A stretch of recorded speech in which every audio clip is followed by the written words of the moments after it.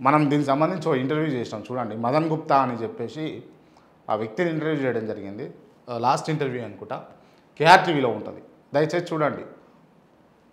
కులాలు వర్ణాలు, అసలు కులం ఏంది, వర్ణం ఏంది, కులాలు ఎట్లా విభజించబడ్డాయి, వర్ణాలు ఎట్లా ఏర్పడ్డాయి అన్న అంశాల మీద పూర్తిస్థాయి సమాచారం ఇచ్చేందుకు ఆ ఇంటర్వ్యూ చేసినాం. ఇంకా మీకు ఏమైనా డౌట్స్ ఉంటే కూడా దాన్ని కూడా ఇంకా ఎలాబరేట్ చేసి ఇంకా మంచి పర్సన్స్ తోటి కానీ తనతో కానీ కంటిన్యూ చేద్దామన్న ఆలోచనలో అవుతాం. ఒకసారి చూడండి దానికి సంబంధించి. అంటే దయచేసి చెప్తా ఉన్నాను నేను, మీరు ఒకసారి ఆలోచించండి. ఇప్పుడు దళితుల ఇళ్ళకు పోయి బువ్వ తింటే ఇంత అదో సెన్సేషన్, వార్తాపత్రికలు రాయాలి.